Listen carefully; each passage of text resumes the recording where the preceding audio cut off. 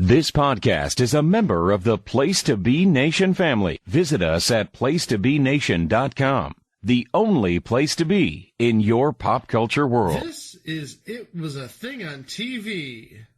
Spoiler number one is Dr. Lee Franz. It stinks. What is going on? What is going on?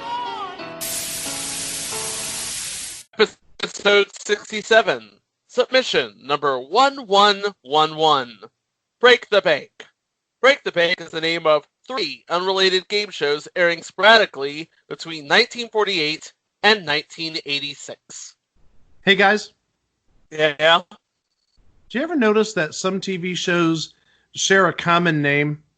And what I'm thinking is Double Dare. We've had 3 different versions of Double Dare. We had the 1976 version that we previously talked about. We have the 1985 version, which we'll talk about at some point. And obviously the Double Dare we know and love from Nickelodeon. And also, and I think we brought this up just a number of weeks ago, Second Chance falls under that, because obviously we talked about Second Chance with Matthew Perry. And there's the Second Chance from 1977 that we're going to talk about, but also the 2016 version that eventually we're going to talk about. Well, this sort of falls in that category. And just like the other 2 examples, Break the Bank, the 3 versions have absolutely nothing to do with each other except a shared name. Interesting. Quite interesting, actually.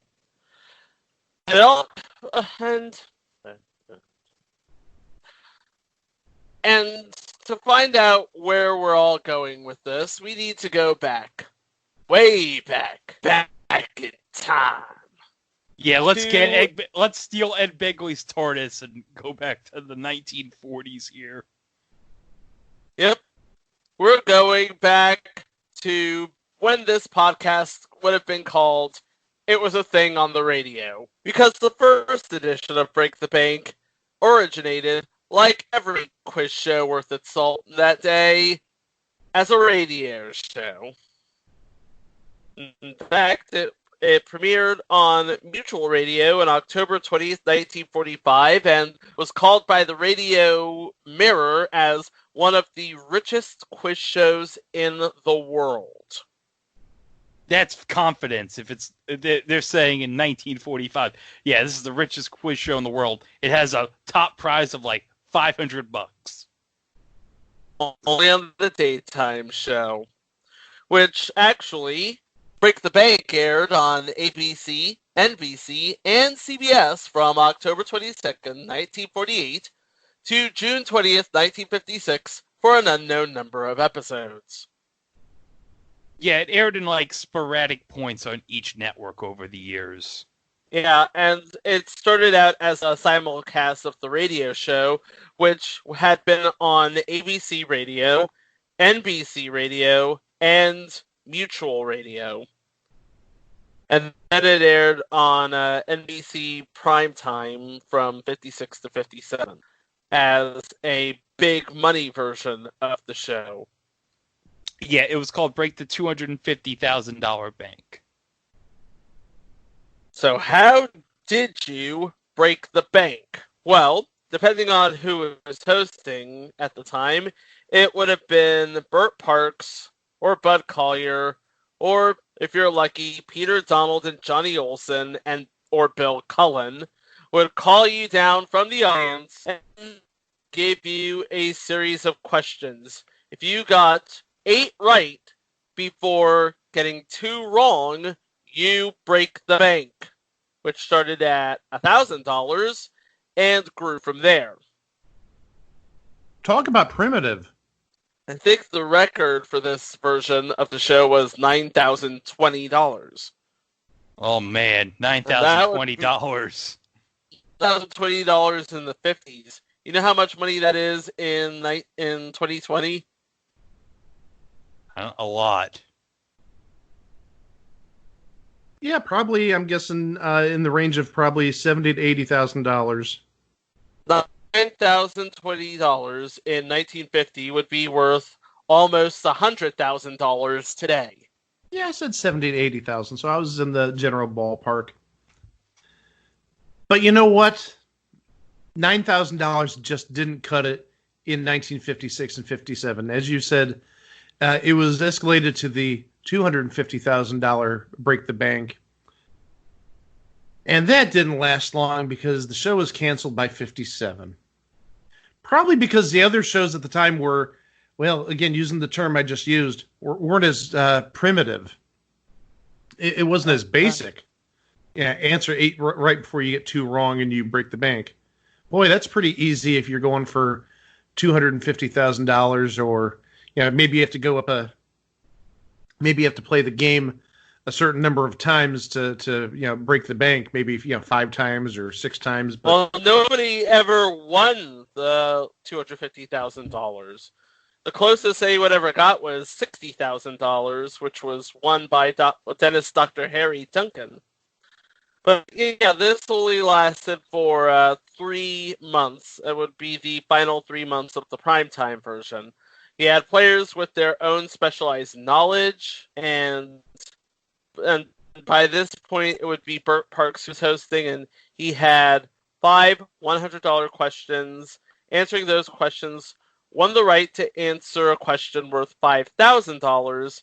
Answering that correctly won the right to continue until you broke the $250,000 bank. I don't know if it would double, but if you got a multiple of 25,000, you were guaranteed that money. Boy, that doesn't sound familiar. Oh, we're going to ask you questions. Does this look like anything? No, well, no. I was going to say, with the specialty categories, boy, that wasn't done to death. $64,000 question. Boy, that doesn't sound derivative. Thanks, Ongo. And that was Break the Bank. And I'm left to assume that it was created by Mickey Kennedy Branson. And if it isn't Mickey Kennedy Branson, probably a relative, maybe she was a widow. We'll get into why later. But let's hop back into Ed Begley's TARDIS because we're going on a trip, y'all! Our second show, called Break the Bank, aired on ABC and syndication from April 12th of 1976 to February 26th of 1977 for an unknown number of episodes.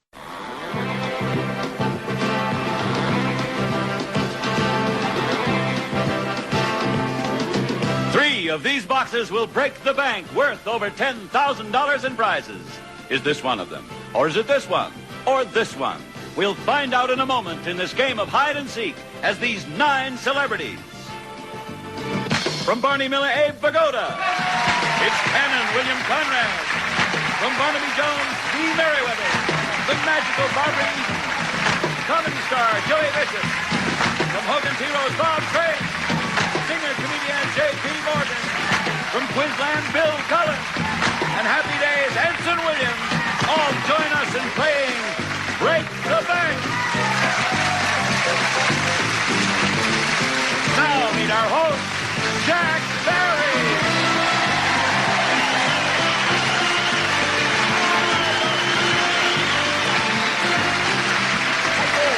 Thank you very much, and a most cordial welcome once again to Break the Bank, where our 9 fantastic celebrities are going to provide answers to our 2 contestants.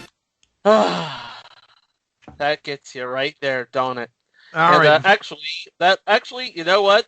That was a song called Hustle the Bank, done by Stuart Zachary Levin, and it was a bop. Yeah, and you can find that theme song on the second CD of game show themes that GSN put out in 2000 called The Best of TV Quiz and Game Show Themes. And if that theme sounds familiar, it was used at least 2 other times. First, it was used as the theme, as a alternate theme for the Joker's Wild during their $1 Million tournament. But also, in the early 80s, it was the theme for a soap opera-based TV show, a show about soap operas, not a soap opera show, called Soap World. that by sheer coincidence was produced by Barry and Enright. And you This know would be the forerunner to Soap Center on SoapNet. By the way, you know who syndicated Soap World? Who? Was King that maybe? World. I was saying, was that maybe King World? Yes, it was. So that was one of their first TV shows then. Aside from Little Rascals reruns, yes. Right, their first original show, let's say.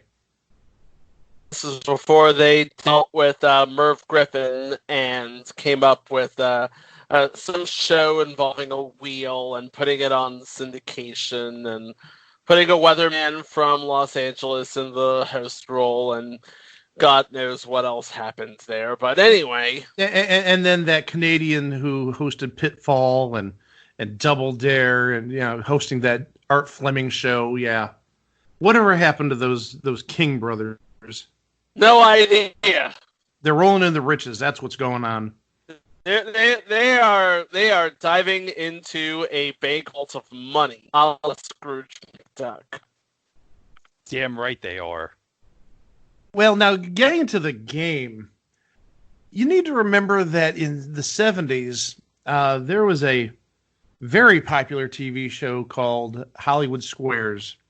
And we all know the basis of Hollywood Squares. It was tic-tac-toe with 9 celebrities in the boxes.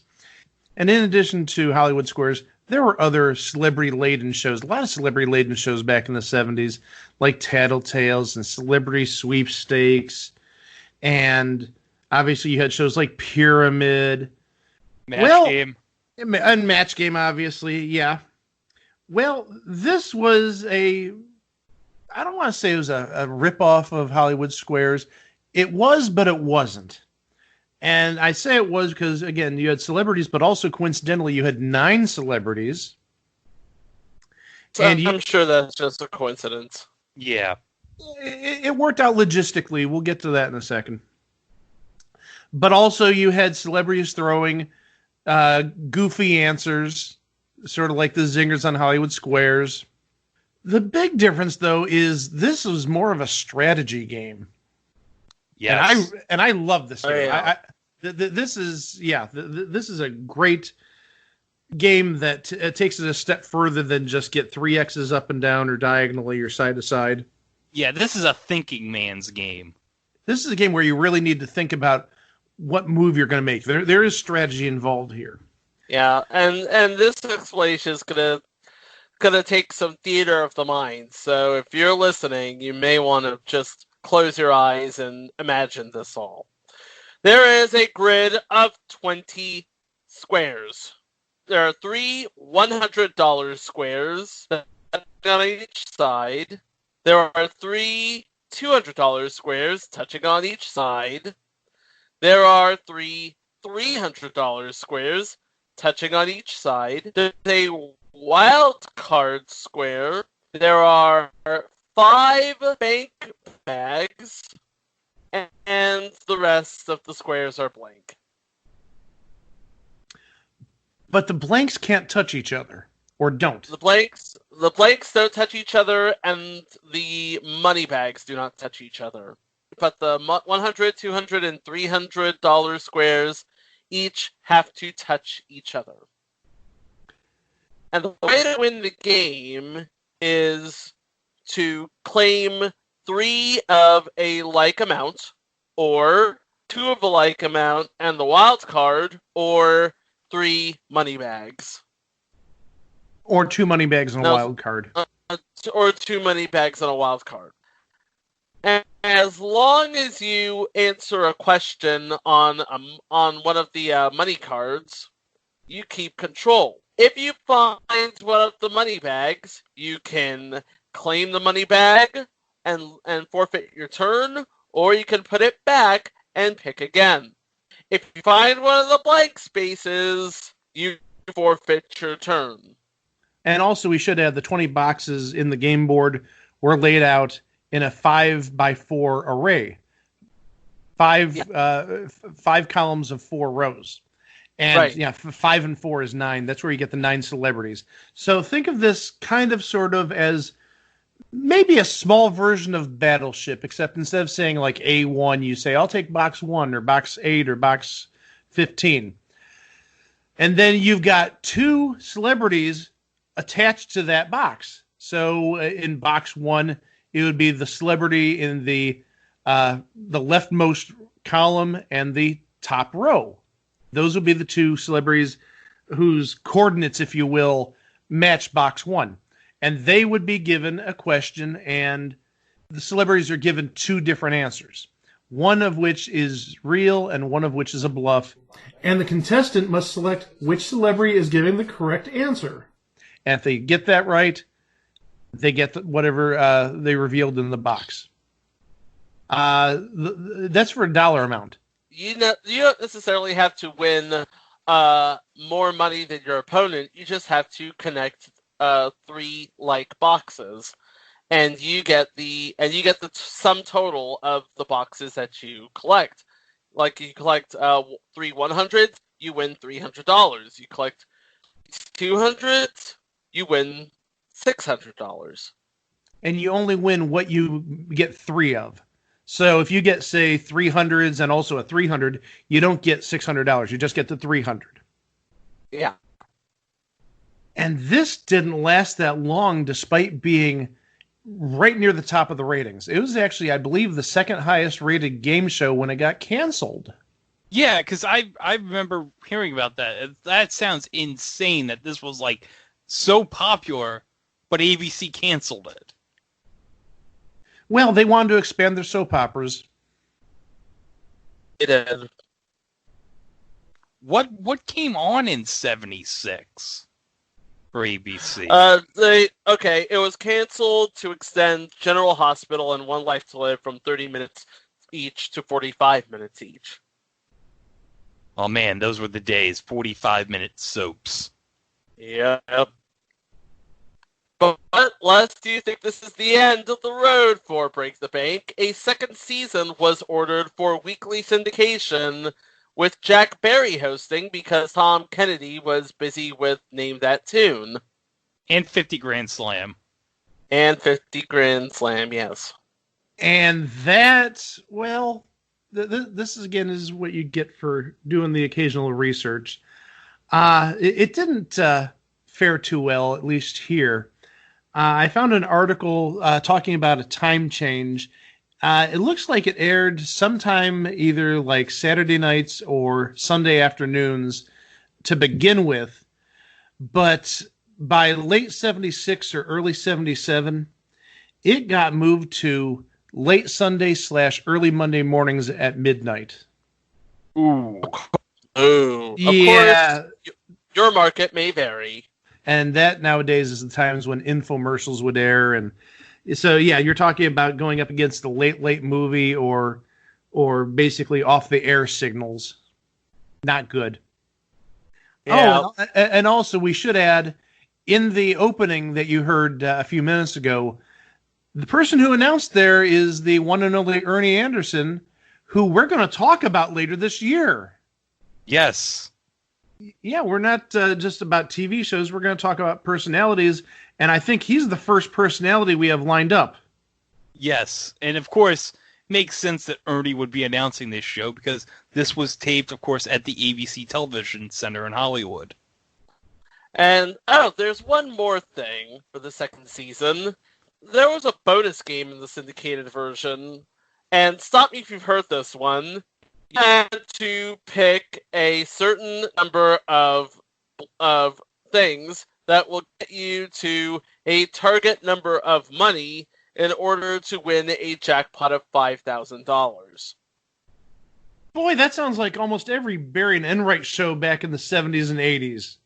Yeah, more specifically, 8 of the celebrities had a money amount ranging from $200 to $1,000 in $100 increments. One had a bust card. You get to 2,000, you win 5,000. You hit the bust card, the game's over. Of course, you could quit at any time because you hit the bust, you leave with nothing. Except whatever you won in the main game. Obviously. And if you've seen the reruns of Concentration on Buzzer, it's basically the syndicated version has kind of like the same format as the syndicated version of Concentration. It's 2 contestants the entire episode. Mm-hmm. It's always a male and a female. Just so you know, because one of the things they use to mark the board is a mustache and a pair of lips. Boy, that's not like gender conforming or anything. Like I said, this was back in 1976 where people were creepy and stupid. And God help you if you're creepy and stupid. There's actually one other rule that you're missing, Chico, and it's the dollar values. If you remember in the daytime show, it was 100, 200, and 300. In the syndicated version, it was 100, 300, and $500 were on the board. Still 5 money bags, still a wild card, still 5 blanks. But there was one more thing, and you alluded to it, Greg. Them shades, though. Yeah, those Them shades. though. You notice if you watch the episodes on YouTube, of which there are plenty, you notice that Tom Kennedy and Jack Barry are wearing like pairs of Wayfarers or something, because apparently the lights at ABC are incredibly bright. Now they look the same to me, but Jack Barry could work those suckers. Yeah. Those were some styling shades Jack had on. And that was Break the Bank in 1976. But now we get to the main attraction, the main reason we're doing this. Yeah. Let's all get back into Ed Begley's TARDIS. Let's not mind the dead bodies here in the TARDIS that Ed Begley Jr. killed because he was the Zodiac Killer. We got to go back to 1985 for the grand finale. And it is the Klein and Friends version of Break the Bank. Yes. Break the Bank, the 1985 flavor, aired in syndication from September 16th, 1985 to June 20th, 1986 for, say it with me, an unknown number of episodes. The number I see is approximately 180. This is our prize vault. Inside the vault is a fortune in cash, fabulous prizes, and one of television's most fun-filled bonus games. You can win a personal copier. But wait, is that Joan Rivers? Or an encyclopedia if you'll face up to our tic-tac-toe game. Or a trip to Reno, Nevada with the help of the world's silliest Swami, Charles Nelson Riley. All this in a brand new car. Time is the key that will open this vault for one of these lucky couples as they try to break the bank. And now, here's the star of Break the Bank, Gene Rayburn. Okay, welcome to the show that proves that time really is money. Let's not waste it. Oh, man, guys. What do we have to say about this version? It had a bank, and it had to be broken. Yeah, that's all we have to say. Good night, everybody. Okay, so this was a completely different animal created by Richard S. Klein, the late great Richard S. Klein, I should say. Yeah, because we should note Richard S. Klein recently passed away back in mid-March. Yeah, and this was actually his first game independent of Barry and Enright, where he worked. So, how does it work? Well, you had questions whose answers were part of a puzzle. And each question was worth a set of seconds in the prize vault. That's the name of the bank, by the way. The prize vault. They couldn't come up with a more creative name than the prize vault.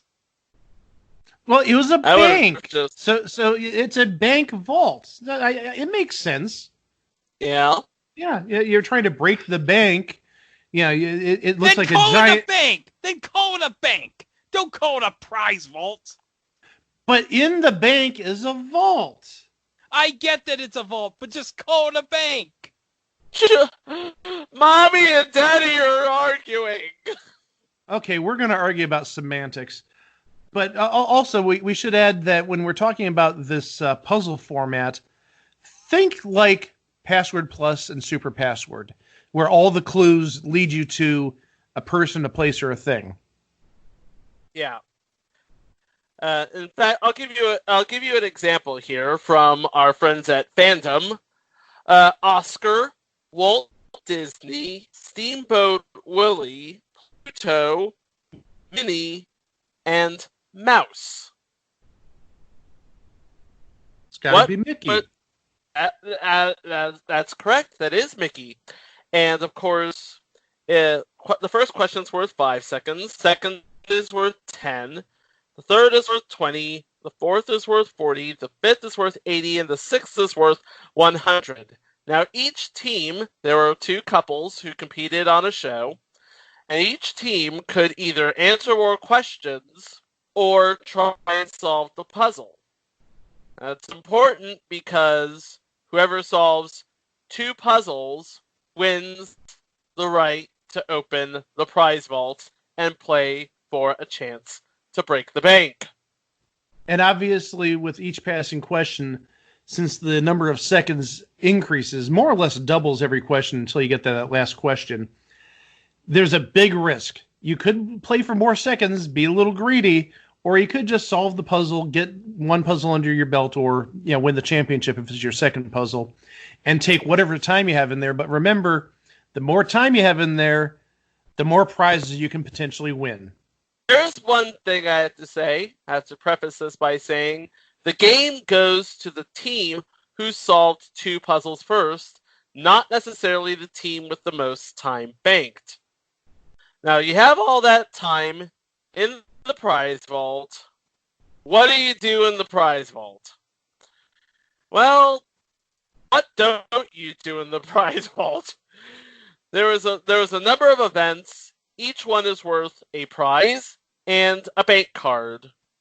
You correctly complete the event, you win a bank card and the prize that goes with it.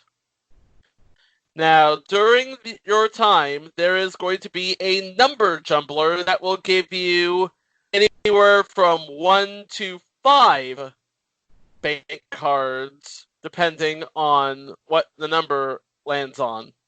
By the way, that number jumbler was recycled from the aborted 21 pilot, which we previously mentioned in the Millionaire Not Sauce episode. Yeah. So for each event, you got a bank card, but there were 5 bank cards available for each event. So there must have been, I'm going to guess, between 8 and 10 different events going on in the vault. Probably 8, and I'll get to why later.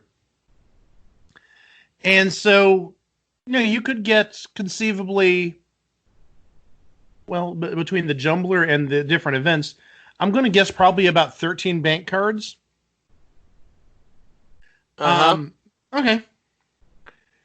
You had to get the card that would show break bank on the reveal. They had this fancy, oh God, how do you describe it? I mean, it was like neon, and it was a neon glass sort of atrium looking thing with like money in it and gold bank bars. bags, and I mean, it looked elegant. It was quintessential 80s.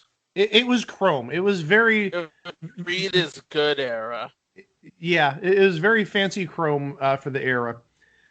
And so with the contestants, dashing from event to event, things could be kind of madcap.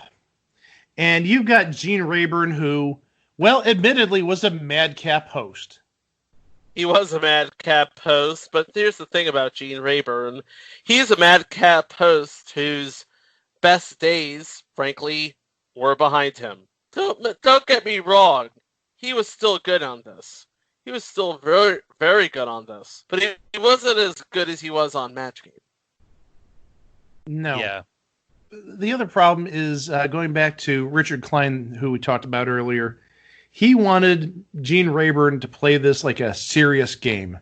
Okay, it's not madcap. This is a serious game. We've got tens of thousands of dollars of prizes. You can't be goofing around. And it's like, excuse me, your show has people running around going, doing different things like tongue twisters and goofy facts. And you've got, friggin' Charles Nelson Riley and Richard Mall and Willie Tyler and Lester in the bank.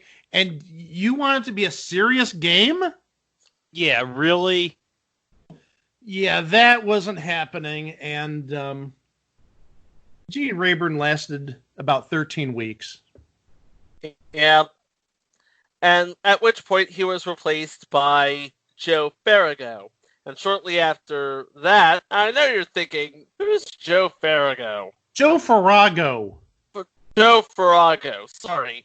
That answers the question. Who's Joe Farrago?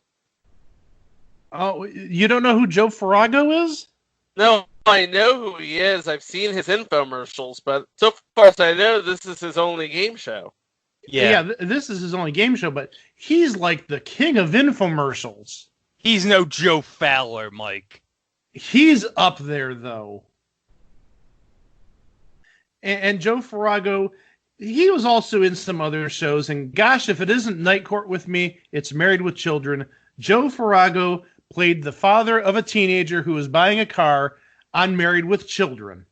I remember that episode. Well, you know what, guys? It wasn't as great as when David Ruprecht was on Married with Children. Well, no, and it wasn't as good as when Bubba Smith played Spare Tire Dixon on All Night Security Dude. It wasn't as good as David Ruprecht shilling Crunchy Pops on future installments, Small Wonder. Well, no, I was going to mention it wasn't as good as when Todd Christensen was hosting that football game show. I remember that episode! Sorry, we're marking out over Married with Children. But anyhow, getting back to the reason we're here. So when Gene Rayburn was replaced by Joe Farrago, the whole game changed. Oh, yeah. I mean, literally, you're not playing for time anymore. You're not running around a prize vault. It got neutered. And that's the best word I can use to describe it. It went from zany and madcap to... Nah. We've got to fulfill our contract and get all these episodes done. So what happened?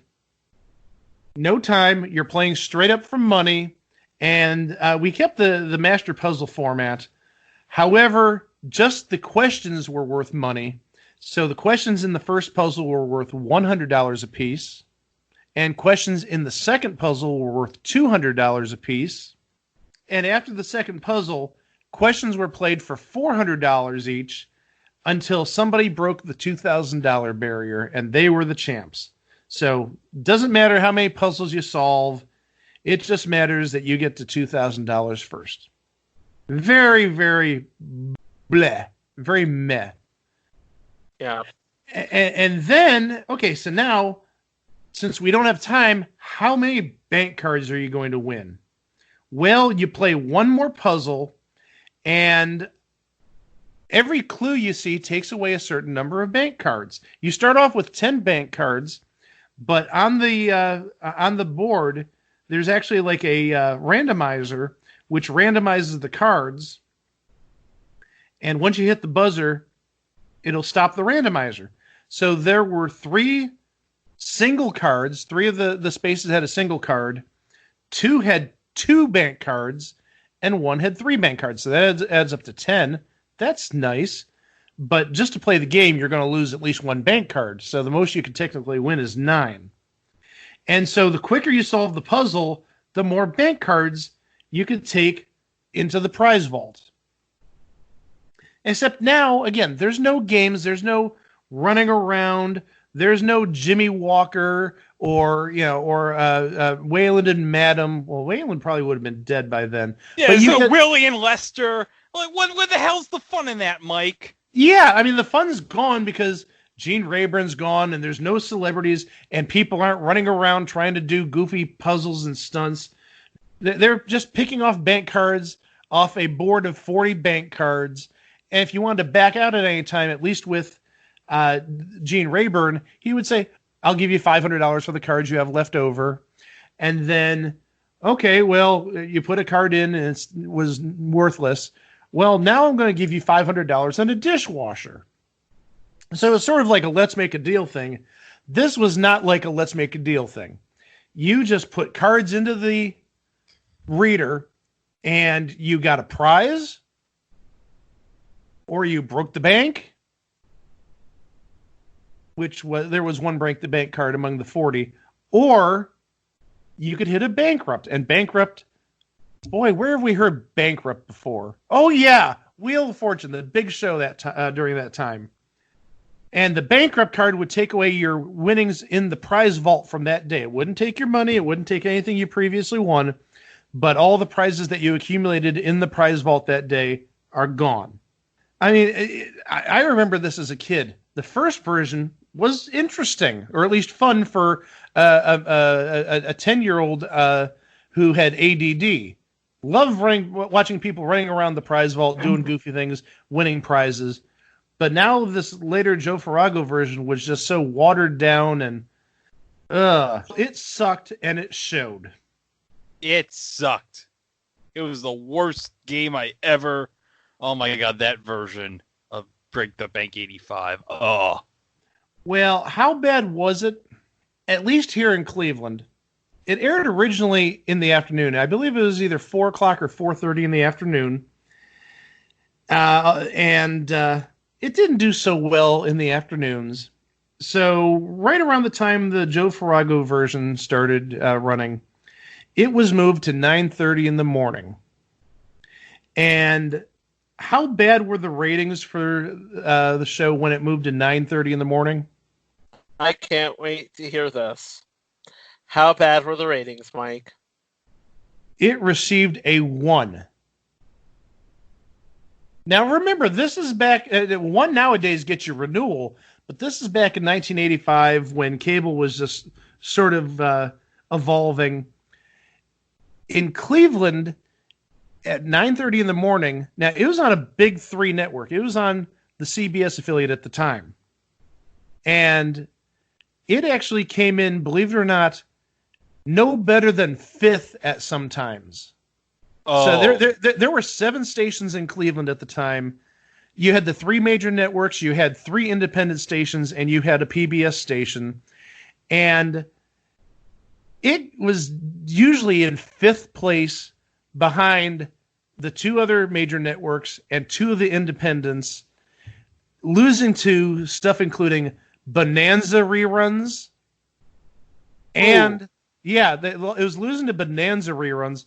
And also it lost on a pretty consistent basis to a local TV show called Barnaby, which if you're from Cleveland, Barnaby is a legend. He was on for ages. But still, that was on an independent station. This was on a network station at 9:30 in the morning, and it just got hammered.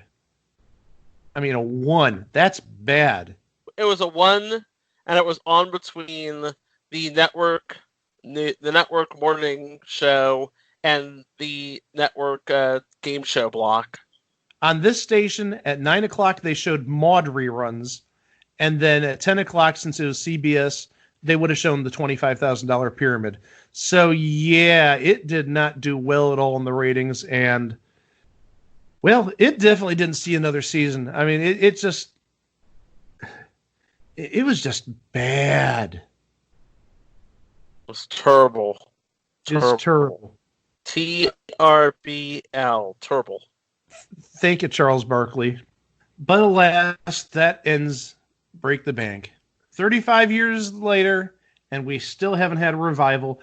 But there is one burning question, which I know Chico brought up earlier in the show, and that is, who exactly is Mickey Kennedy Branson?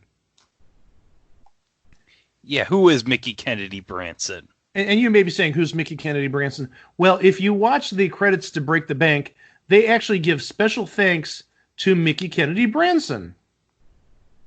And the title was leased from a Mickey Kennedy Branson. Yeah, Break the Bank, the title was licensed by Mrs. Mickey Kennedy Branson. So the best we can come up with is that either her widow or one of her relatives, one of her ancestors, if you will, came up with the name Break the Bank for the original radio show. But also at the same point, she was never credited on the 76 version. So who the heck knows?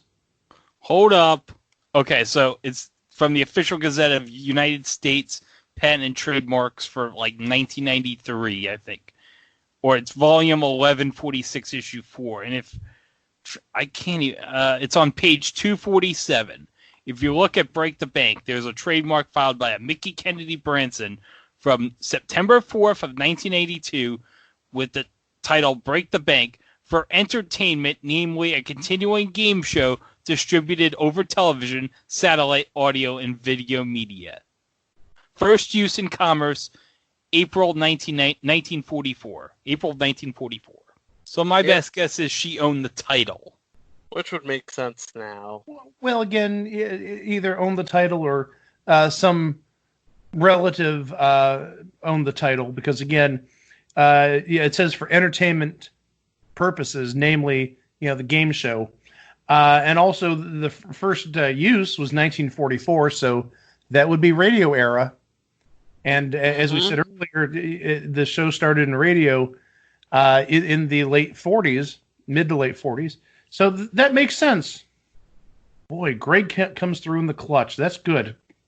Good detective work, Greg. Now that mystery is solved, guess there's nothing left to say except Break the Bank. It went from the richest quiz on the radio to a thinking man's Hollywood Squares, but in 1986 it became just a thing on TV. Wow!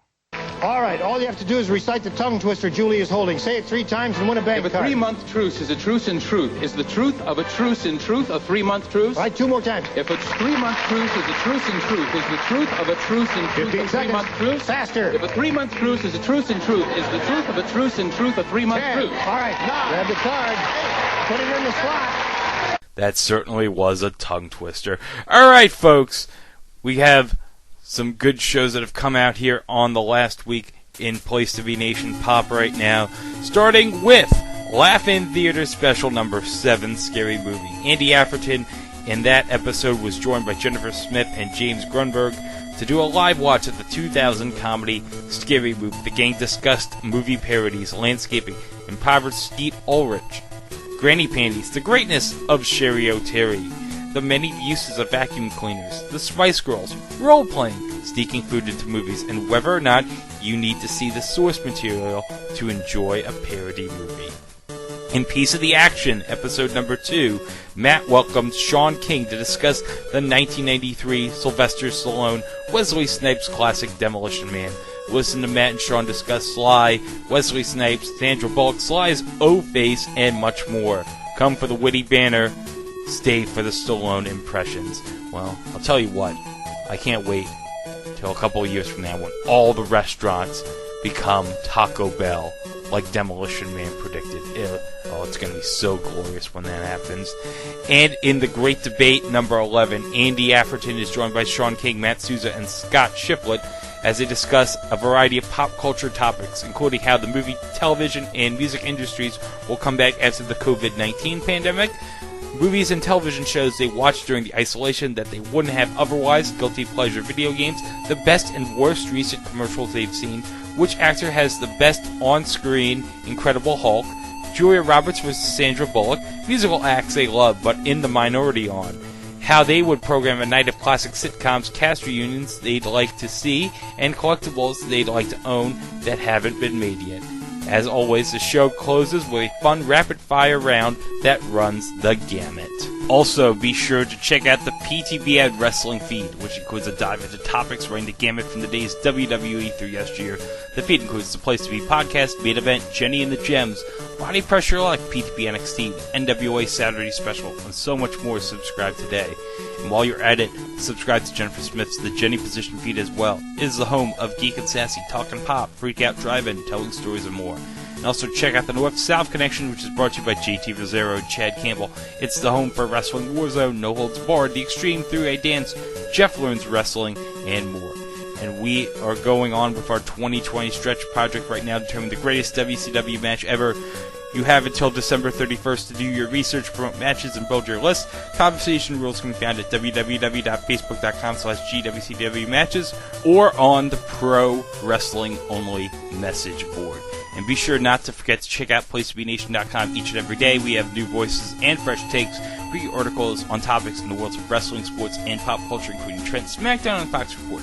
This Week in the WWE by John Crow, Paulie's Perspective, Jason's DVD Deep Dive, and Ben's Unpopular Opinion. And don't forget about veteran columns like Glenn Butler's Wednesday Walk Around the Web. And if you're doing online shopping, at Amazon.com, and who isn't these days, let's be honest.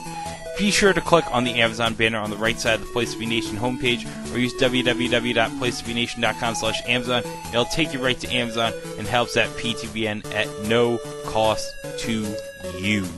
Okay, so the day this episode drops here on Place to Be Nation Pop, it is June 24th of 2020, and we have just recently passed two milestone in the sense of our show, anniversaries for 40 years that have just passed. And we're covering first, which occurred on June 20th, the game show finales of June 20th, 1980, with the final episodes of 3 NBC game shows, High Rollers, Chain Reaction, and The Hollywood Squares, followed by the premiere on June 23rd of David Letterman's short-lived NBC morning show.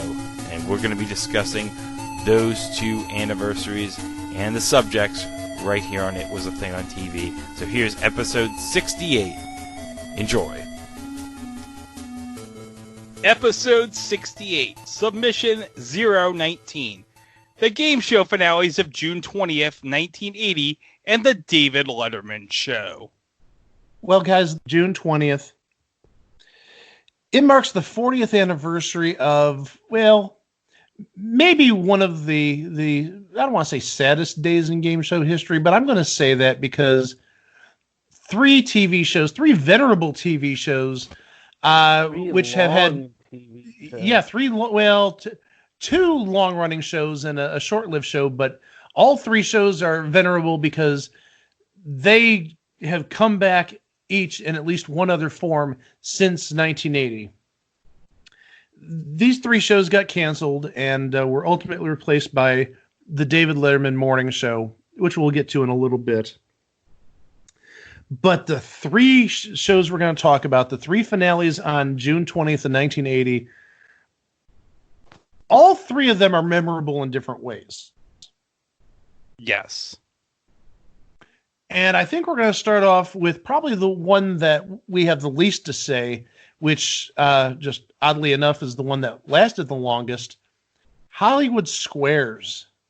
Yeah. Oh boy. Now that was a show. That was a show. You remember back one episode ago, we were talking about Break the Bank and how that was a thinking man's Hollywood Squares. Now here's, well, if it weren't for Hollywood Squares, we wouldn't even have Break the Bank. So there you go. At least the 1976 version of Break the Bank. Yeah. Well, this episode, I don't know. I don't remember much of anything happening. It was a pretty standard game show episode, outside of the fact it was the last episode. And obviously, after 14 years, emotions are going to run kind of high. Yeah. This is from, again, our friends at Fandom. In the final episode of the daytime series, which by that point had an altered contestant area and new theme music, the contestants playing that day were tied at one game apiece, but there wasn't enough time to play a tiebreaker game. So to make up for it, both contestants won an additional $200 and each selected a star and won a prize for their troubles. And after the final commercial break, the show's staff gather around the contestant area for one last goodbye.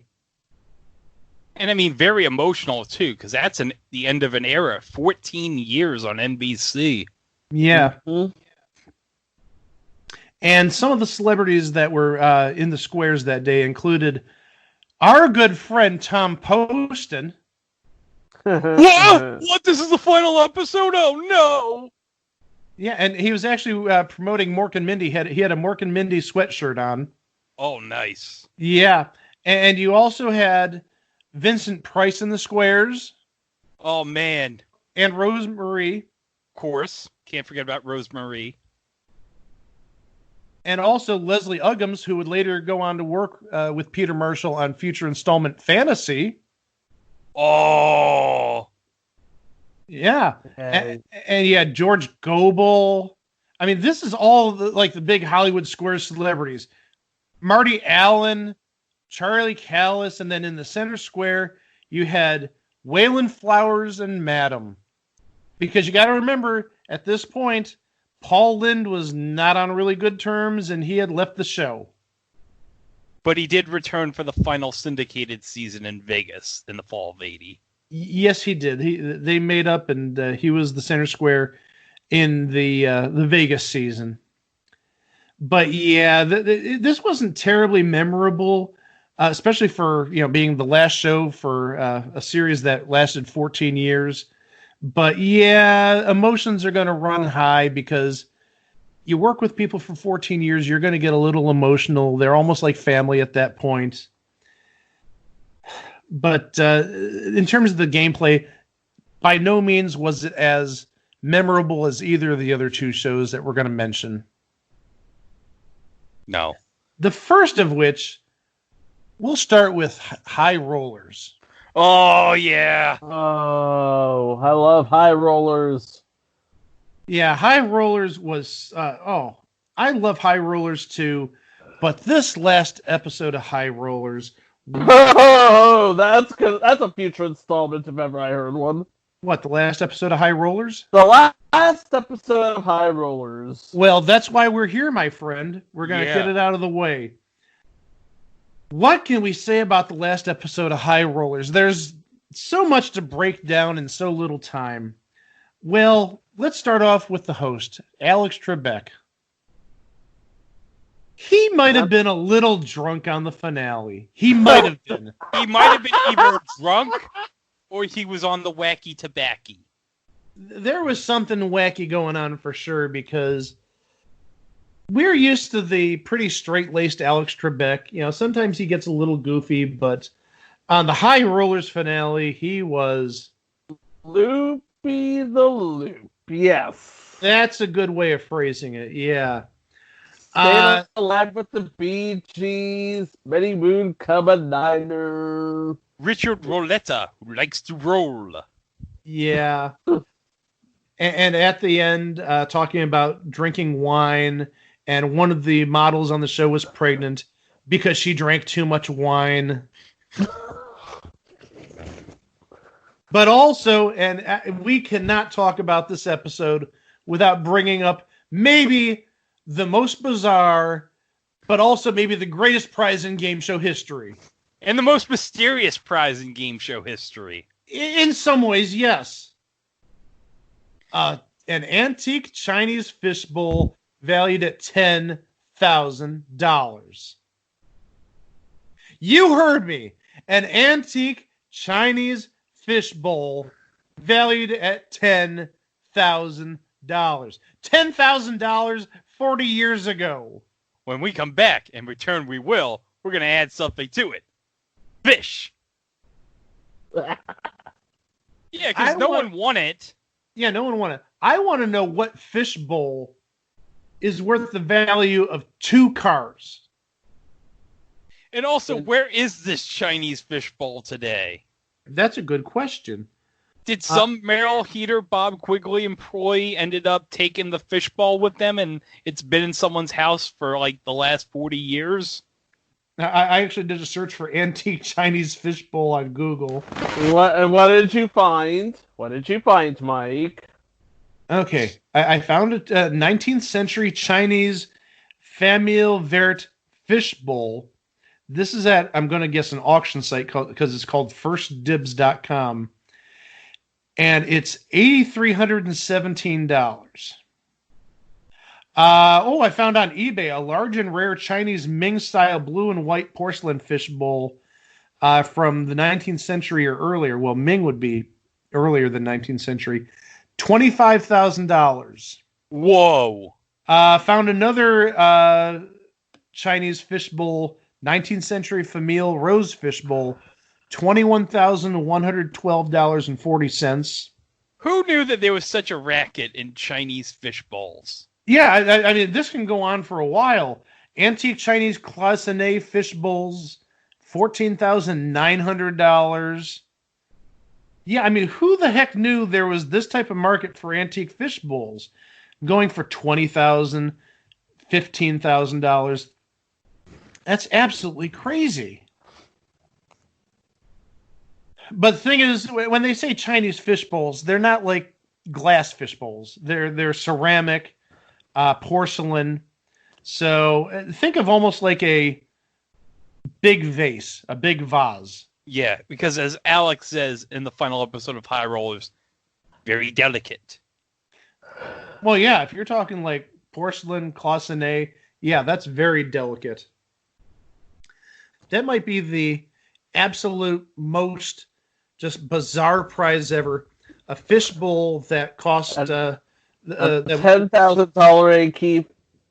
Yeah, $10,000, which is like the price of 2 cars back in that day. That is different. It's weird, but also at the same time, that's very High Rollers giving away, and that's just High Rollers. That's very Heater and Quigley giving away really weird, expensive prizes, or as I like to call them, tax burdens. Well, no, seriously. Would you want to pay $2,000 on a $10,000 fishbowl? That's a tax burden to me. No. I mean, seriously, I'd bring it home, and I bet you within about 2 days, Banoodles would knock it over, and it'd be 10,000 pieces of porcelain. Yeah, it would break just like how the lamp in Just Our Luck that housed TK Carter broke. Future installment, Just Our Luck. It would also break like the bank in our previous installment. And if you have never seen this, please go to YouTube, find it. It's absolutely surreal because Alex Trebek has to be on the influence of something, especially since it was the last show and the attitude wasn't as down as Hollywood Squares. I mean, they did acknowledge, yeah, we did 2 years on NBC previously, and then we did 2 years on NBC in the new High Rollers.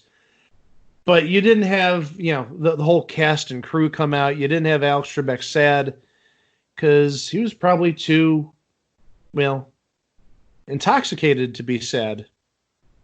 Too under the influence, let's say. Yeah. But he knew in a couple of years he would be on Battlestars and all would be forgiven. I don't know. Yeah, 4 years later he'd be on Jeopardy, and that's, history. Yep. But then the third one. This, I think, is where we're going to talk a little bit. Chain Reaction. Oh, yep. But yes. And if you don't know what Chain Reaction is, you may have seen it in either on the USA Network with Jeff Edwards, or on GSN in the mid-2000s with Dylan Lane.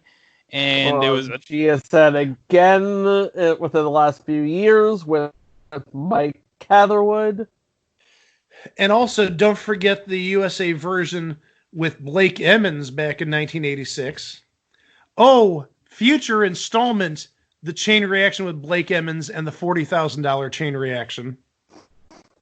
Oh, yeah, the final season of the Jeff Edwards Chain Reaction. We could do the whole series, but definitely the Blake Emmons version and definitely the last season of the $40,000 version, yes. It was very Canadian, eh? It was very Canadian. Well, this show, it didn't have the longevity of the other two shows when it originally aired.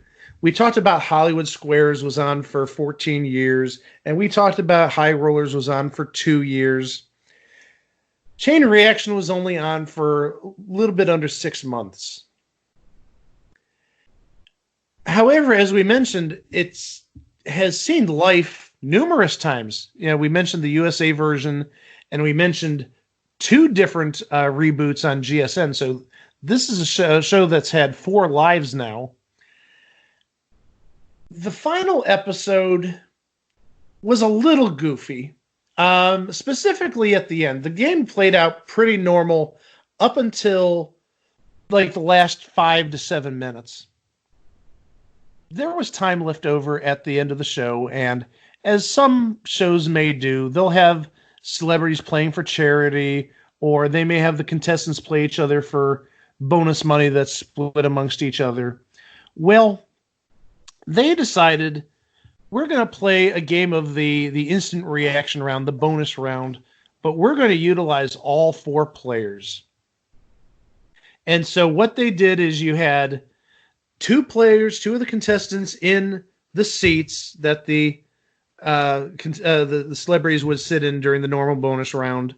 They had 1 celebrity in the contestant chair, the response chair, and then 1 other celebrity was standing by. And the whole idea was after each word, everybody rotates a seat. So the person in 1 celebrity seat moves over to the other celebrity seat. The person in the leftmost celebrity seat from the point of view of the camera then becomes like the person in the waiting area. The person who's not playing then moves into the contestant area. And then the person who was in the contestant seat moved to the rightmost celebrity seat. So they rotated after every word. And what this was, if you think about it, was like a bare bones version of Future Installment Go. Yeah. And Go is beloved. Go didn't last that long, but it was a heck of a show. And also on top of that, just one of the very interesting clues, thanks to Betty White, and gosh knows, we love Betty White in these parts. Oh, Who yeah. Who doesn't love Betty White? Let's just say that. Betty White's a national treasure. Darn right she I love is. Betty White. Everybody loves Betty White. So in a bonus round, I believe it might have been the final bonus round, the answer was Adolf Hitler. Yeah, maybe we can't use that nowadays, but no. So her and her partner. It was Ron Silver, I believe. I believe it was Ron Silver. You're right. Yeah, Ron Silver of Future Installment skin. Oh my. Everybody's got Future Installment.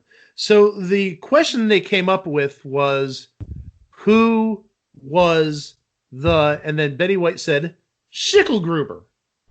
And what? What's a Schicklgruber? Nobody knows what a Schicklgruber is.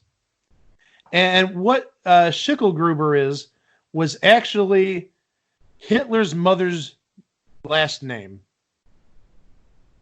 So it wasn't any sort of like weird German word or some sort of fake word, but it's like Betty White came up with Schicklgruber?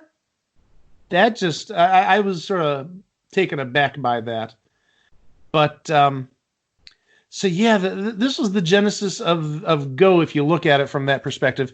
And it didn't work out as smoothly as, well, again, it was a very basic form of what you'd see in Go, because, you know, people had to move on their own terms, and it was different, to say the least. But again, it was a very interesting way to end the show, and it did sort of birth an idea for a new show, which we'll cover, and it's of course a show that we hold very dear to our hearts. Yeah, we'll cover it properly in the future, but we're not here for those 3 shows. No. Really, the big reason we're here is for the David Letterman Show. Yeah. The David Letterman Show aired on NBC from June 23rd to October 24th, 1980, for a total of 90 episodes.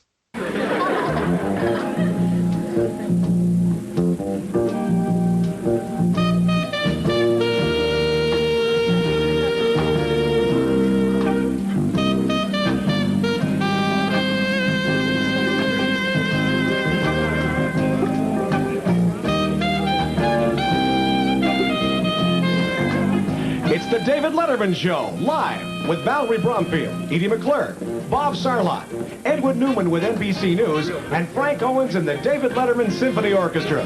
Plus David's guests, Esther Satterfield, Jane and Michael Stern, Hester Mundas, and Will Schreiner. And now, please welcome the man who loves cat dancing but isn't quite sure what that is, David Letterman.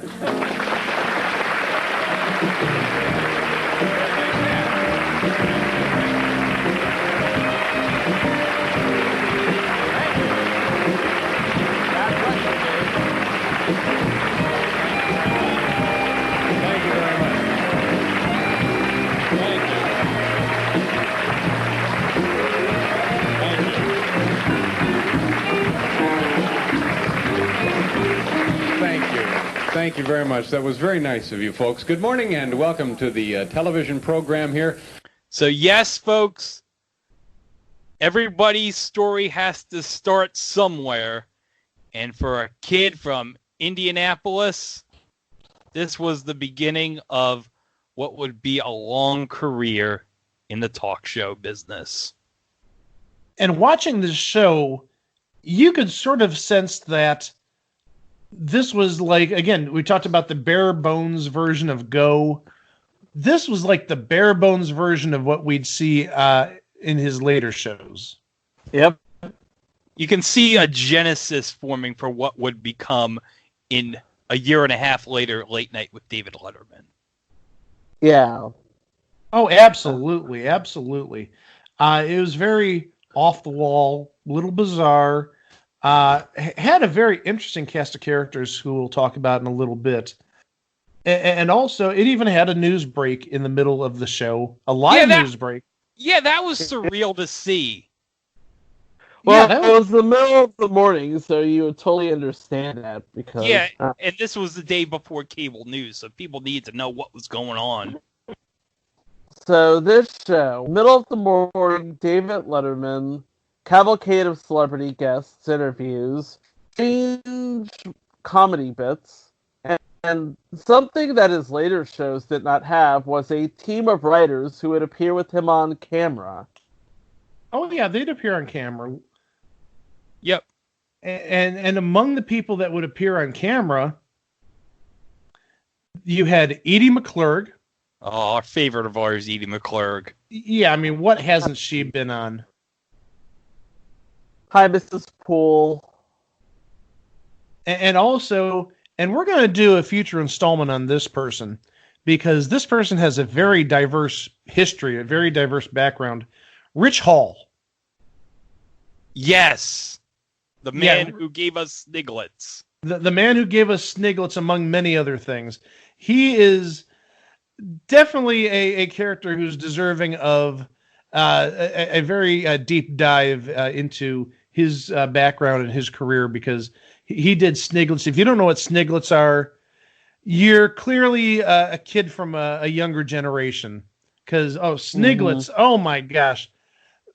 My history teacher in high school, he had a Sniglets calendar, and that's how he started every day. He'd read the Sniglet out to us. Kids, after this episode, go YouTube search Not Necessarily the News. And look for Sniglets, and also, if you can find it, there is a Sniglets board game. Oh my God. I love that game. Yeah, I've got it too. Yeah, I have the Sniglets board game. Oh my God. Yeah, that's going to be on the Patreon spinoff podcast. It was a thing on Mike's game shelf. Yeah, it was one of those things where I saw it at a thrift store maybe 10 years ago for like $2. It's like, I'm not passing up friggin' Sniglets for $2. No way. Oh, no.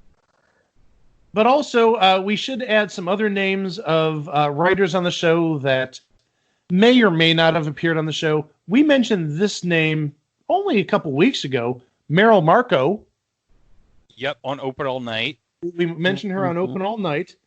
And there's Greg's favorite, Gerard Mulligan. Oh, yes, Gerard Mulligan. If you don't know who Gerard Mulligan is, he would be the guy who would come in on Letterman's show as the quote-unquote guest, but it would be him as himself, pretending to be the guest, but the joke was he looks nothing like the guest.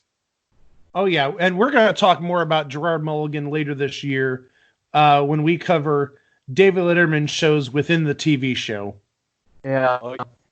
Yeah, because he was Michael Jackson in E's reenactment of the Michael Jackson trial. Well, and also he was the sidekick on Skink the Bounty Hunter, among other things. But yeah, when you see him, you'll know exactly who he is if you're a Letterman fan. You'll be like, oh yeah, that guy, that goofy guy. Yeah, that's the same Gerard Mulligan we're talking about here. And then on the production staff side, one name that sticks out is Ed Hall. Yes, Ed Hall, who would, of course, later be the announcer for The Tonight Show with Jay Leno. But also, he figures prominently in Letterman Show within the show because he plays one of the troubled teens in one of our favorite shows within the show on Letterman, Father Biff. Plus, also, Ed Hall was the announcer on another future installment, Merv Griffin's Crosswords. And one of the other people on staff was Barbara Gaines, who would go on to be the executive producer of The Late Show on CBS. So you definitely had a good stable of people who would follow Letterman for years. I mean, Edie McClurg didn't go with Letterman to NBC's late night show or CBS, and nor did Ed Hall. But if you look at Merrill Marco and Gerard Mulligan and Barbara Gaines, and we haven't even mentioned Biff Henderson. Nope. Yeah. He was actually the original, from beginning to end, stage manager for David Letterman. Yeah, and also Hal Gurney. And fun fact, you know who originally produced the show? Bob Stewart. Yeah, Yes. that's absolutely true.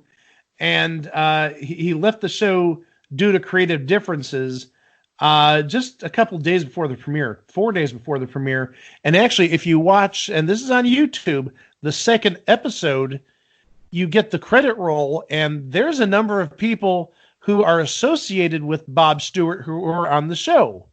Specifically, Bruce Burmester, who you'd recognize his name on credits for The Pyramid and other Bob Stewart shows back in the day.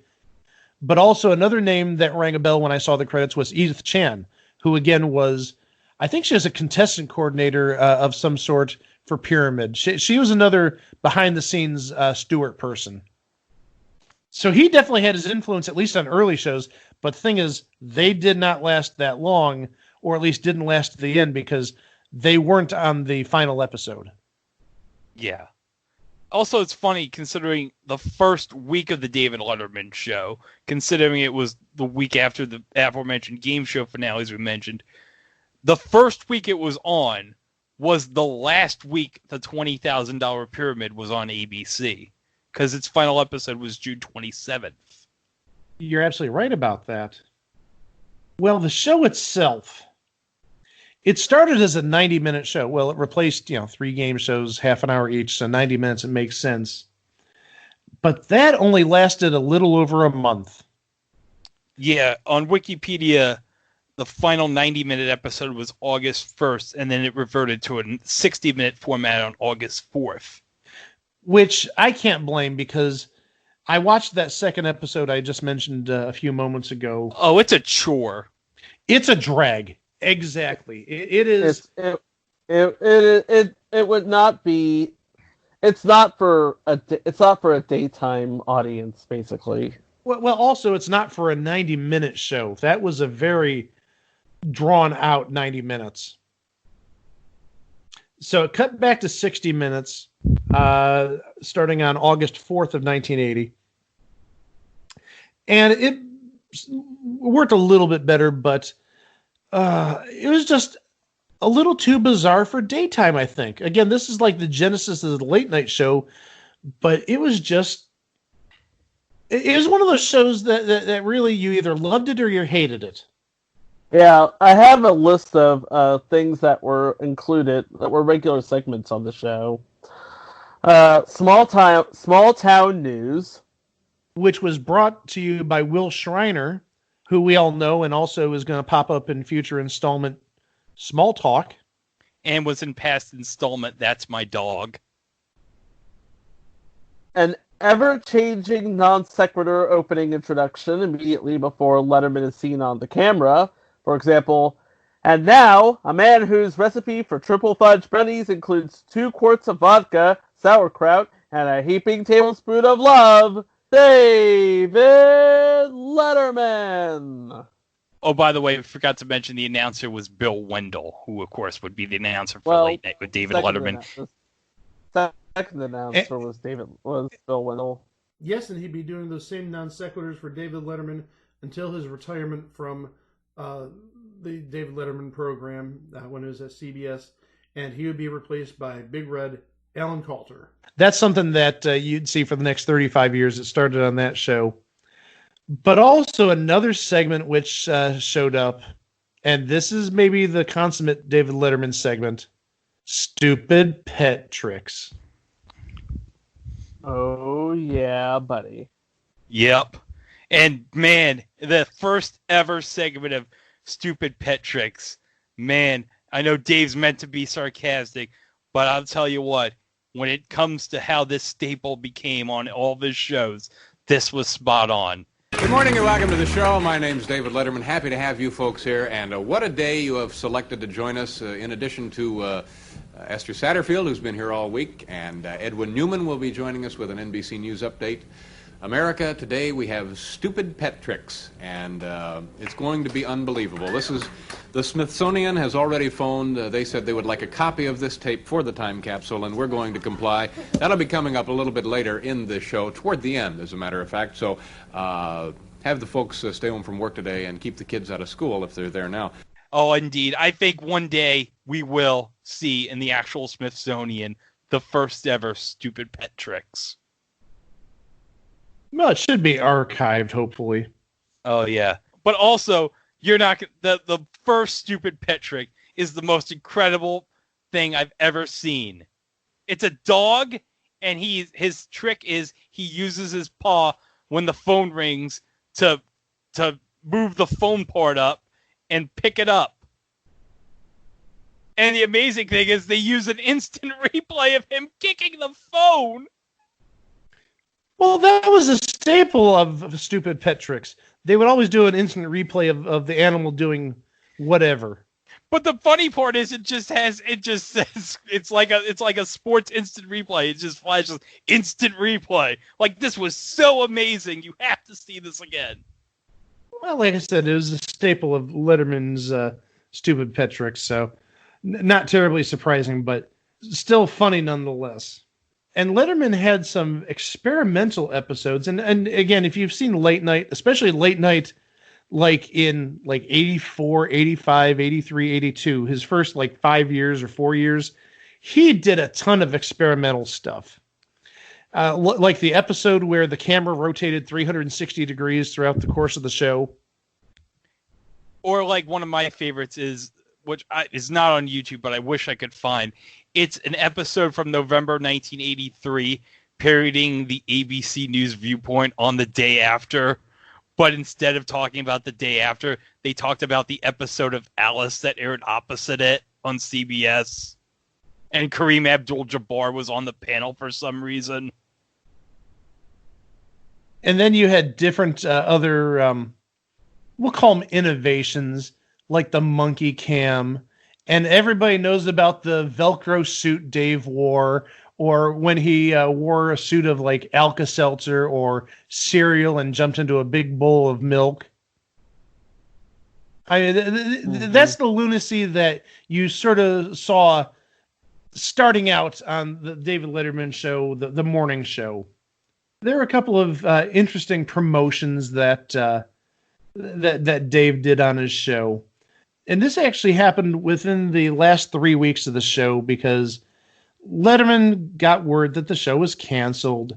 But you know what? Like some shows, let's go out on a blaze of glory. Screw the network. We're going to do our show in the last couple of episodes.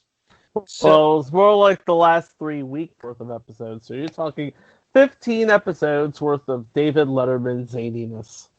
Yeah. So you had one episode where Dave flew in a farmer named Floyd Stiles and his wife, and it was Floyd Stiles Day. And then there was a contest where Dave would host the show in your own home. And the third to last episode, and this is another one that's on YouTube, David Letterman and his staff go to Cresco, Iowa, and they actually film an episode of the show in the city of Cresco at the home of a resident, and actually get to meet a lot of people in the area. They did a stupid pet tricks there, including stupid pet tricks with a goat and a pig. And even at the end of the show, during the end credits, in like downtown Cresco, there's a whole bunch of horns honking, and David Letterman asks a car passing by, "Oh, you guys just got married?" "Yeah." "So what are you going to do for the honeymoon?" "Oh, we're going to go downtown or to a bar and drink." And I just thought that was a great way to end the show. Just, "Oh, what are you going to do for your honeymoon tonight?" "Oh, we're going to go drink." But yeah, I mean, you can see that he was sort of expanding his ideas with some of these goofy stunts that would be on the last, again, 3 weeks worth of episodes. It was like, if we're going to go out, we're going to go out doing like the weirdest stuff ever on a television show. And again, this sort of like set the standard for what he'd do on late night. So this is like the birth of a legendary show, if you think about it. Yep. And ultimately, they did the show they wanted to do, and it became some of the most legendary television ever. That would, and like you would say, that would be the genesis of the shows to come. But we haven't even gotten to the final episode yet. Oh, we'll get to that in a second. Okay. Well, we mentioned earlier that there was a news broadcast, a news update within the show. Is actually live in the studio. And it should be noted that the news update was given by a legendary newsman. And oh my gosh, this guy is a legend. He isn't with us anymore. Edwin Newman. And if you don't know who Edwin Newman is, I mean, he was just, he's like one of the big names at NBC for ages. But also he'd appear on a couple of TV shows besides that. I know he appeared on the John Davidson version of Hollywood Squares at least once, for at least 1 week, I should say. But yeah, it was like a legitimate news update. A little bit goofy sometimes. There are some, comparisons to Edwin Newman sort of being like a weekend update type of anchor. But that's not all we want to talk about. I know Greg really wants to talk about at least one more thing. Yeah, we can't finish the David Letterman show without talking about the final episode. Oh, boy. And I don't think you're talking about the entirety of the episode. No. We're going to talk about the last segment on the final episode of the David Letterman show. So the David Letterman show, of course, we mentioned, was canceled. And we talked about the final crazy weeks of shows. But the final segment. Now, we should mention what replaced the David Letterman show afterwards. One is not going to be a future installment, but one is. And so the shows it was replaced with were Blockbusters with Bill Cullen and the Las Vegas Gambit with Wink Martindale. And yeah, the last segment was, quote unquote, the theme to the Las Vegas Gambit show. Do we have a clip of that or no? Oh, we got a clip of it. Oh, you better believe we have a clip of it. Monday there's going to be a show here called it's called Las Vegas Gambit, and you're going to be hearing a lot of these things. And the neat part about this show, and I'll be watching, you darn bet I'll be watching. it features the excitement of Las Vegas plus a human deck of 52 cards. Now here to sing a visual tribute to that show, Harv Mann, ladies and gentlemen, and our salute to Las Vegas Gambit.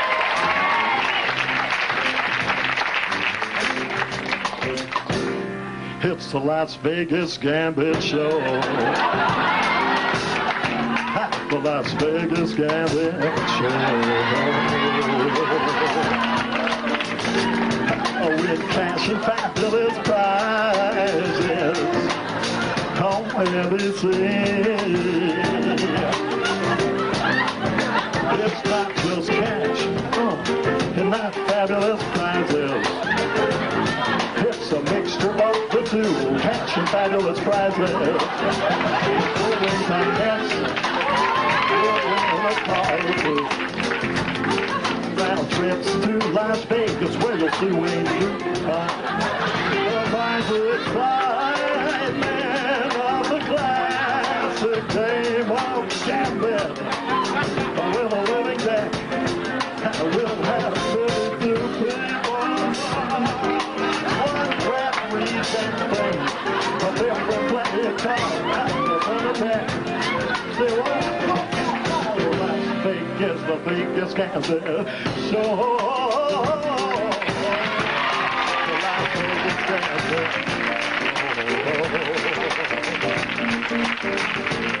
From 10 to 10:30 mornings, right before Blockbusters. It's for preschoolers. It's for you guys at home. You can win a trip to Rome or a styling comb. You'll win a boat and you'll win a furniture. But just because you're you'll win some things for her. Come back to excitement of the classic, the game of gambit. For the living grand. 52 people. Representing a playing cards, playing cards, wherever the better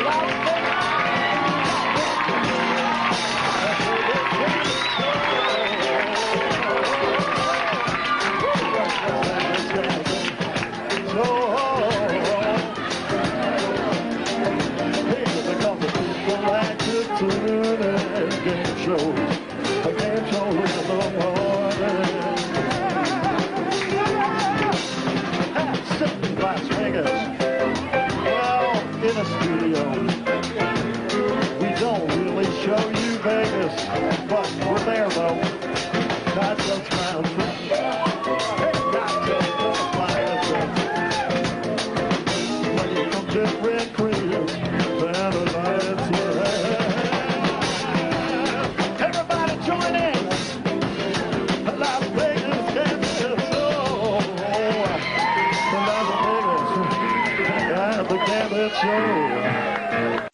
And I'll be watching. You don't bet I'll be watching. And also, in case you didn't notice, the music to the Las Vegas Gambit theme was the David Letterman Show theme. That's very meta. It is very meta, and they just added lyrics, and Harv Mann sang it, and you had a living deck of playing cards coming out dancing. Oh, it was a truly Letterman way to end the Letterman Show. So, as we mentioned in Open All Night, Dave had this pay-or-play contract at the end after the morning show got canceled. NBC knew that they had something with David Letterman, but they had to wait until they had something ready for him. So eventually, around February of 1982, the long-running Tomorrow with Tom Schneider gets canceled. And what takes its place? Late Night with David Letterman. Yep. So yeah, that would be the start of what would become the NBC Late Night franchise at 12:30 that started with Dave for 11 years, continued with Conan O'Brien, then Jimmy Fallon, and is now carried on today by Seth Meyers. Mm-hmm. And in the meantime, after the David Letterman Show and until Late Night with David Letterman premiered, well, it was pay or play. Well, he didn't play, so NBC had to pay. He got paid about $1 million over that next year for doing nothing. Boy, that's a charmed life. Well, also, let's remember, he did make one little appearance, which we talked about a couple of weeks ago. Yeah, refer back again. I think this is like the second or third time we've mentioned in this show, the Open All Night episode. Yep. Yeah, pay or play. You know what I'm talking about, Feaster? The world's gone crazy. Mm-hmm. But one thing I want to mention. Now, we talked about how the David Letterman Show replaced High Rollers, Chain Reaction, and Hollywood Squares. But originally, one of those three shows was not going to be canceled, and another show instead was going to be canceled. Do you know what that was originally going to be? Wheel of Fortune. Yes, Wheel of Fortune. Now remember, folks, 1980. So at this time, it would still be Chuck Woolery and Susan Stafford as the hostess, and the shopping, of course. But Fred Silverman, our good old friend Fred Silverman, decided at the last minute when he saw that Wheel of Fortune was one of the highest rated shows on the morning schedule, he changed his mind and spared Wheel of Fortune the axe. And in doing so, he basically changed the course of television history. You're not wrong about that. Because think about it. Without Wheel of Fortune, we never have Pat Sajak to replace Chuck the following year. We never have Vanna White, and we never have the syndicated version in 83, and we probably never have Jeopardy in 1984 in syndication. Yeah, you're absolutely right. Thanks, Fred Silverman. For once, thank you, Fred Silverman. Yeah, a very astute observation. Well, one more thing we want to add before we go. Greg wants to talk about some of the guests that were on the show. Yeah. In fact, a notable thing in the first episode, as a matter of fact, in one of his earliest television appearances, a young Bill Maher plays an audience member on the first episode of the David Letterman Show. And also, I just found some of the guests, and you can find these clips on YouTube. They had an array of just different guests, stuff that maybe you normally wouldn't see on guests that you normally wouldn't see on a Letterman show. I mean, one that really just blew me away. Isaac Asimov was on this. Yeah, Isaac Asimov. Yeah, the author and futurist. Yep. Yeah, that is incredible. And also Jeff Greenfield, noted political correspondent. He's been on like CNN, ABC. I mean, he's been all over the place. So yeah, that's a surprising guest I saw on that list. Yeah. I mean, that's definitely not a Letterman guest that you'd normally see, but also maybe not necessarily a guest you'd see on a morning show, or at least a morning show like David Letterman. Just a very diverse range of people appeared on this show. It's on YouTube, but there is a segment of 2 appearances Andy Kaufman made on the David Letterman Show. Yeah, I remember seeing those segments. One was like Andy Kaufman talking about how he was sleeping in doorways, but then they had to cut in for the news. And the other was just Andy Kaufman being very Andy Kaufman-like. Yeah, he was like, he did this show while sick. Yeah. Which, oh my God, if he did that today, oh my God. He would get so much crap on Jack Dorsey's hate box. Oh, yeah. And of course, we need to remember the connections that Andy Kaufman had with the Letterman Show back in like the first year Letterman was on the air.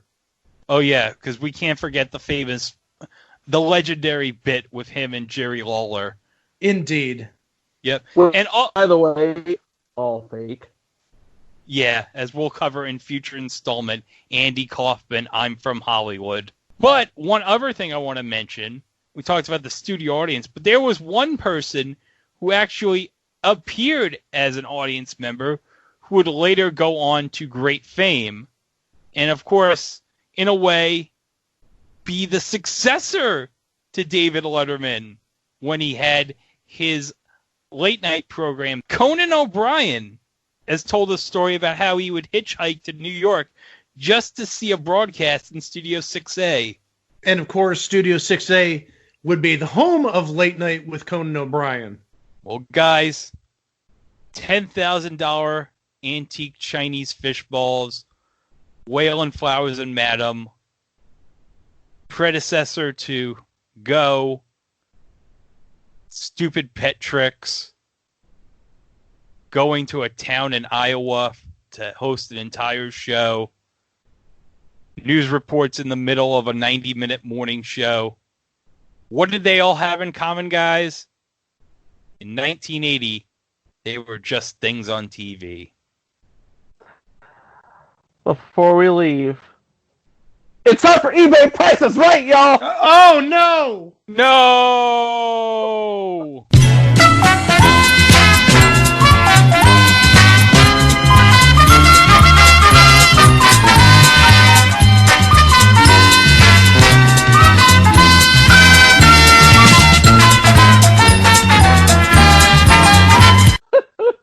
You're gonna love this. You are bidding on a David Letterman high school yearbook. Oh my gosh. Yep. It has two pictures of Mr. Letterman, and I'm looking for the buy it now price. Of course, the shipping is free because you're gonna really you can't pay for stuff like this. I'm sorry. So a bid on a David Letterman high school yearbook. Okay, who's bidding first? Greg, why don't you do it? Okay, high school yearbooks. I know celebrity high school yearbooks usually go for a lot on eBay. So I'm going to say $175. Okay, Mike? Oh, darn. I was hoping Greg would go low because I was going to say the exact same thing. I know celebrity yearbooks go for a lot of money on eBay. I'm going to go a little bit higher. I'll say $199. Okay, Greg, you said 175. Mike, you said 199. This is for his junior year, and you're both over. Okay, so we got to make other new bids. Yeah, okay. Go lower than 175. I'm going to go 120. Greg says 120. Mike? I'll go $124.99. 120, $124.99. 1964 David Letterman High School Yearbook Junior Year goes for $149.99. Mike wins it. And this would be 11 years. This is 11 years before you were born. Can you imagine that? I didn't even know paper was invented back then. Oh. Yeah, I thought they just etched photos on stones or something like that. Oh boy. No, that would be my alma mater. Anyway, 83 of the episodes of the David Letterman Show are being held in the archives of Worldwide Pants. The finale was shown as part of his 15th anniversary in 1997, and some episodes are available at the Paley Center in New York. So, quick subway ride for Greg, quick bus ride for Mike, a plane ride for me. Would be a quick bus ride for me, but regardless. And while he's on that bus, he can visit itwasathingontv.com and listen to past episodes, which you all should be doing. Yeah. Yeah, listen to us during your commute. And if you're not working yet, listen to us at home. Mm-hmm.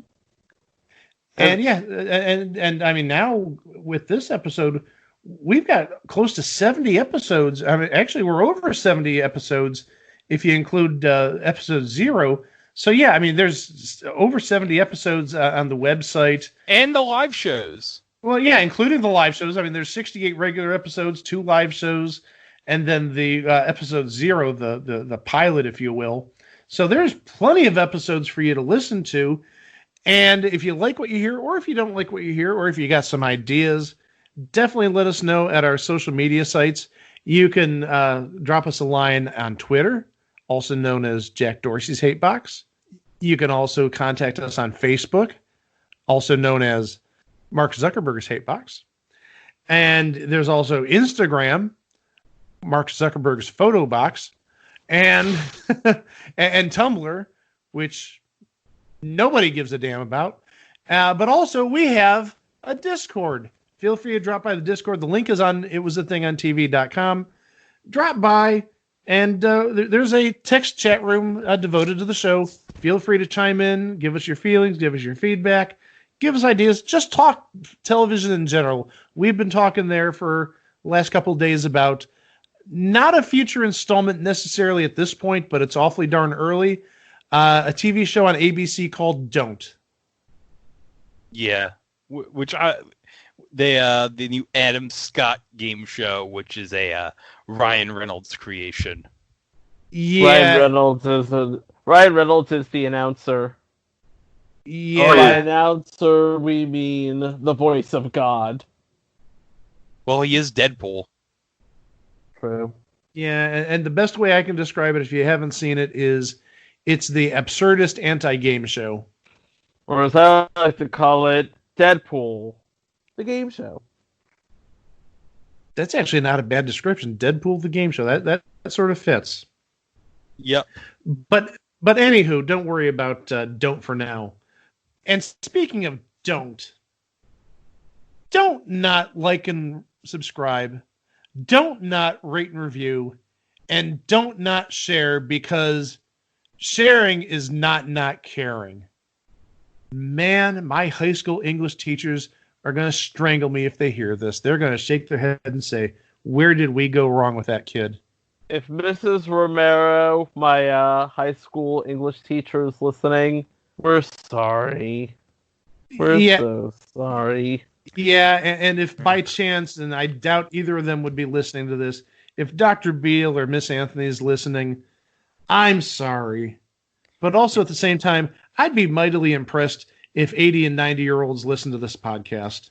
Well, if my family friend Marilyn Supon's listening to this, she's probably thinking that Greg's friend Mike has got some really terrible English. Hey, I'll be the first to admit it. I did not do well in English, but it wasn't because of the grammar. That's another story for another day for the podcast. It was a thing in Mike's educational background. Oh, jeez. Yeah, that's going to be our super ultra Patreon podcast. You'll get, it was a thing at the arcade. It was a thing at the movies. It was a thing in Mike's educational background. Well, next week we have 2 episodes that are drawn together by a common theme. Yeah. What's the theme? Spoilers? Yeah, you'll find out next week what the theme is, but yeah. But for now, hey guys, I'll tell the story next week. Well, you'll have to tune in for that story. Yeah.